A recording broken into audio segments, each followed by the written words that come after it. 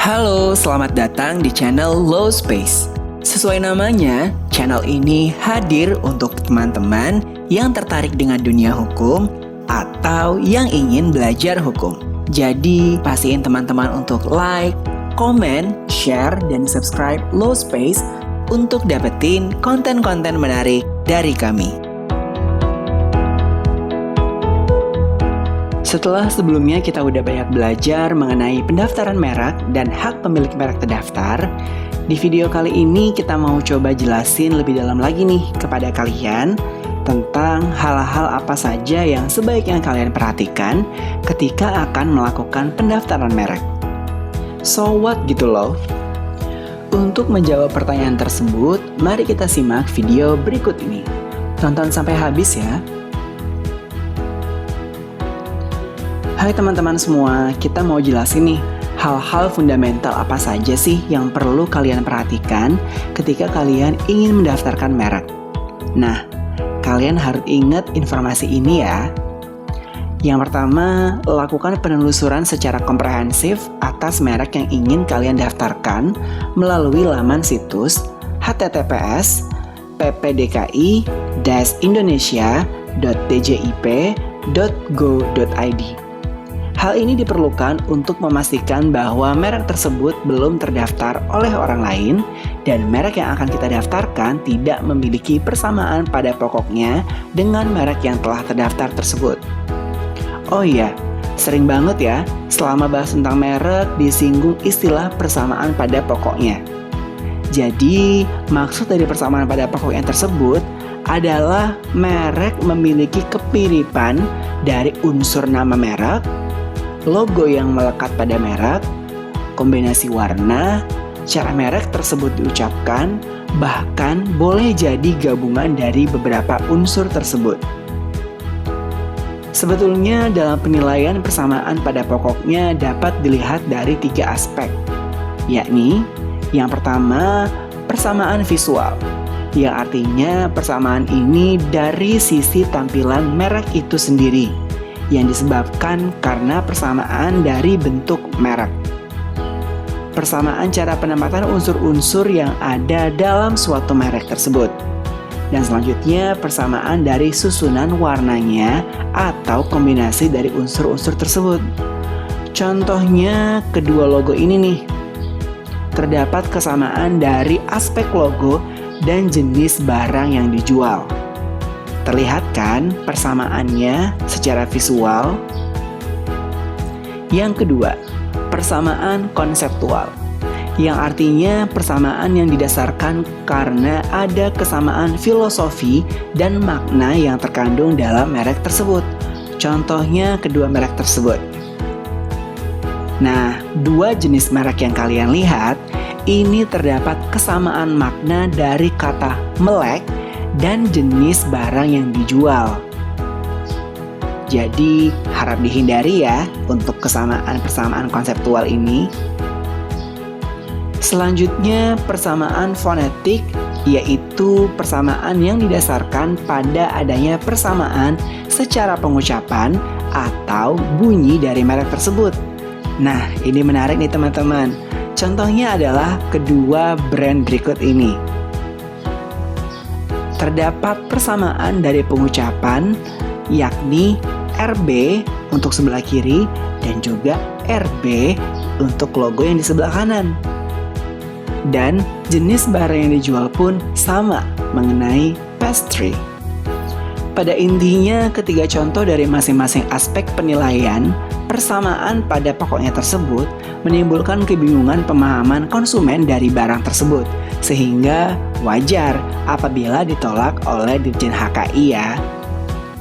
Selain itu, ketentuan mengenai persamaan pada pokoknya telah dipertegas oleh Mahkamah Agung di dalam putusan MA nomor 279 PK/PDT/1992 yang menyatakan bahwa merek mempunyai persamaan pada pokoknya maupun secara keseluruhan jika memiliki hal-hal sebagai berikut.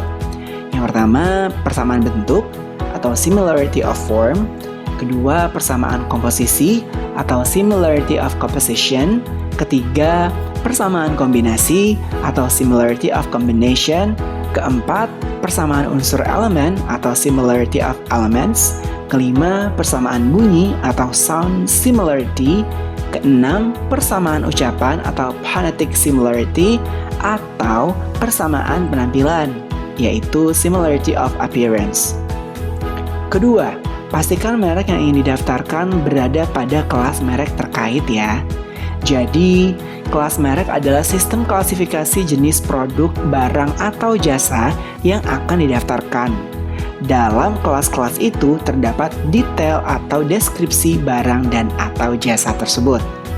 Berdasarkan informasi di Dirjen HKI, saat ini jumlah kelas merek terdiri dari 45 kelas merek. Untuk detail dari jenis kelas ini, kalian bisa kunjungi ke laman situs skm.dkip.go.id atau kalian cek link di kolom deskripsi ini ya.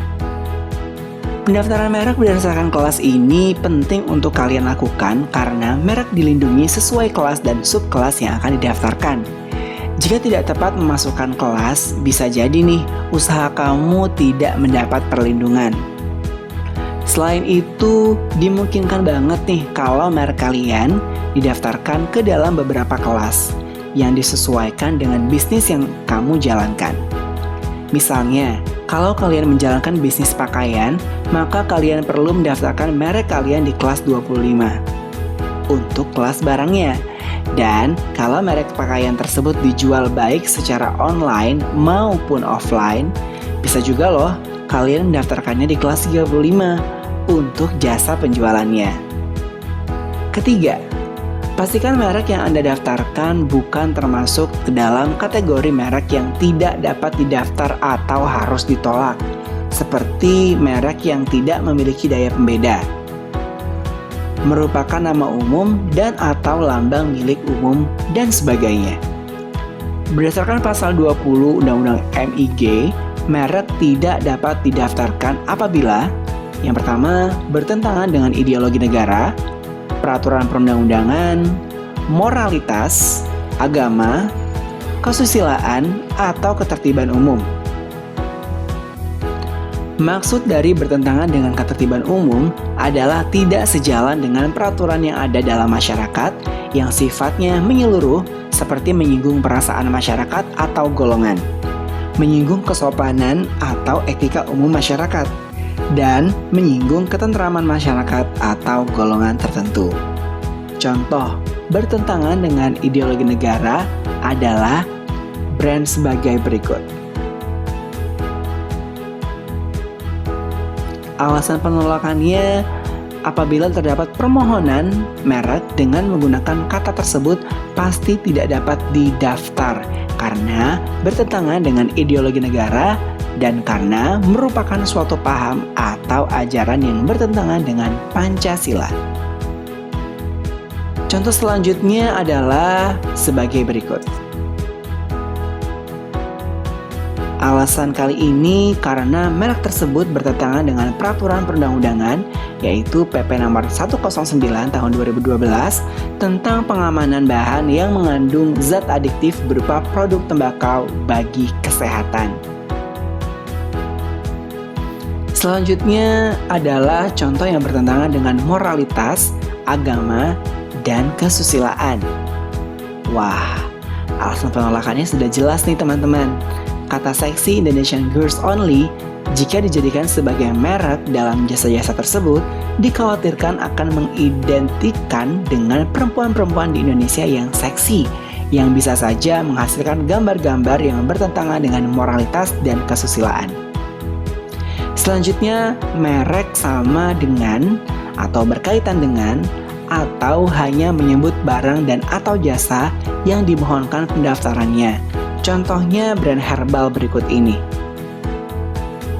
Alasan penolakannya, merek tersebut bersifat menjelaskan atau berkaitan dengan barang yang dimohonkan yaitu teh herbal ataupun jamu dan minuman kesehatan yang mengandung herbal.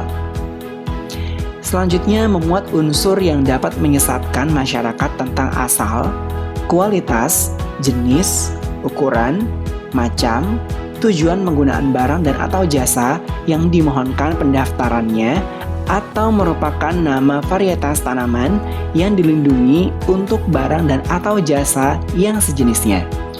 Contohnya qualities best and beautiful.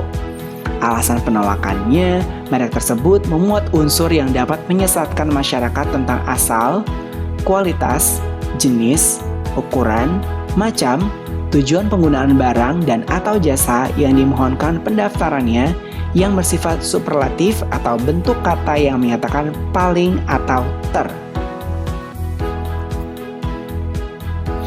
Selanjutnya memuat keterangan yang tidak sesuai dengan kualitas, manfaat, atau khasiat dari barang dan atau jasa yang diproduksi. Contohnya adalah brand telur sehat berkhasiat berikut ini. Sudah jelas ya, merek tersebut memuat keterangan yang tidak sesuai dengan kualitas, manfaat, atau khasiat dari barang dan atau jasa yang diproduksi. Terdapat kalimat sehat berkhasiat.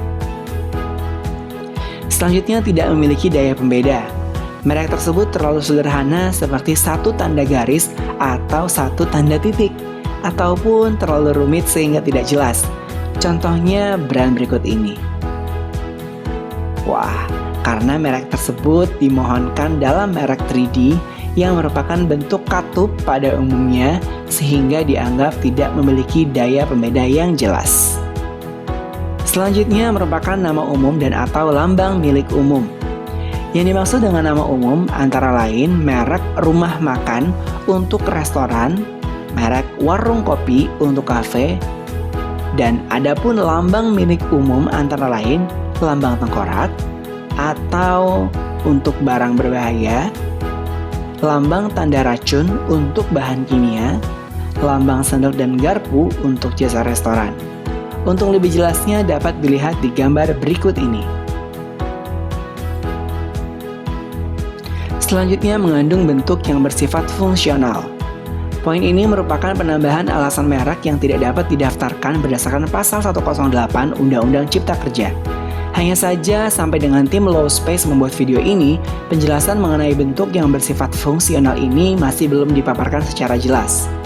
Selain yang telah ditentukan di dalam pasal 20 Undang-Undang MIG dan pasal 108 Undang-Undang Cipta Kerja, merek juga dapat ditolak untuk didaftarkan apabila merek tersebut memiliki persamaan dengan merek terkenal ya. Contohnya dua merek berikut ini. Pemilik merek sebelah kiri merupakan pemilik fashion merek ternama di dunia, yakni Dolce & Gabbana Trademarks. Keempat, pantau secara berkala setiap pengumuman dalam berita resmi merek. Apabila kelengkapan tersebut telah terpenuhi, maka kalian akan diberikan tanggal pengajuan atau tanggal dan dari pihak Dirjen HKI akan mengumumkan permohonan merek dalam berita resmi merek selama 2 bulan. BRM dapat diakses melalui tautan berikut. Dalam jangka waktu pengumuman, pihak ketiga dapat mengajukan keberatan secara tertulis kepada Dirjen HKI atas permohonan yang bersangkutan. Pengajuan keberatan atas permohonan merek diperlukan apabila ada pihak ketiga yang merasa keberatan atas didaftarkannya suatu merek yang masih dalam masa pengumuman pada berita resmi merek. Keberatan dari pihak ketiga akan menjadi pertimbangan pemeriksa merek dalam memutuskan sebuah merek dapat didaftar atau tidak. Untuk pengajuan keberatan atas permohonan merek ini sekarang dapat diajukan secara online melalui situs laman situs http://simpaki.dgip.go.id. Dalam hal terdapat adanya keberatan, pemohon atau kuasanya berhak mengajukan sanggahan yang diajukan secara tertulis guna menjawab permohonan keberatan tersebut dalam jangka waktu paling lama 2 bulan sejak tanggal pengiriman salinan keberatan. Setelah melewati jangka waktu pengumuman terhadap dokumen permohonan tersebut, baik yang tidak ada keberatan maupun yang ada keberatan dapat dilakukan pemeriksaan substantif oleh pemeriksa merek. Dan yang terakhir, ketika kalian baru pertama kali mendaftarkan merek, kami sarankan untuk menggunakan jasa konsultan merek ya, agar analisa atas merek yang akan didaftarkan dapat dilakukan secara menyeluruh. Dengan kata lain, merek yang ingin didaftarkan berada pada kelas merek terkait dan merek tersebut tidak memiliki persamaan pada pokoknya atau secara keseluruhan dengan merek lain yang telah terdaftar atau mendompleng merek terkenal. Hal ini diperlukan untuk menghindari ditolaknya permohonan pendaftaran merek dan memperkecil risiko hukum di kemudian hari. Sekian untuk video kali ini, bagaimana menurut kalian? Apakah merek yang akan kalian daftarkan tersebut telah dicek secara komprehensif dan sesuai peraturan perundang-undangan yang berlaku? Apabila iya, maka semoga video ini dapat membantu kalian ya dalam membuat perjanjian tersebut. Tulis opini atau pengalaman teman-teman di kolom komentar di bawah ini ya. Dan jangan lupa untuk like, share, dan subscribe Low Space supaya teman-teman tidak ketinggalan video-video terbaru dari kami. Oh iya, jika ada topik lain yang ingin kami bahas, teman-teman juga bisa menuliskan di kolom komentar ya. Semua referensi yang kami gunakan di video ini dapat teman-teman lihat di kolom deskripsi. Terima kasih telah menonton dan sampai jumpa di video berikutnya.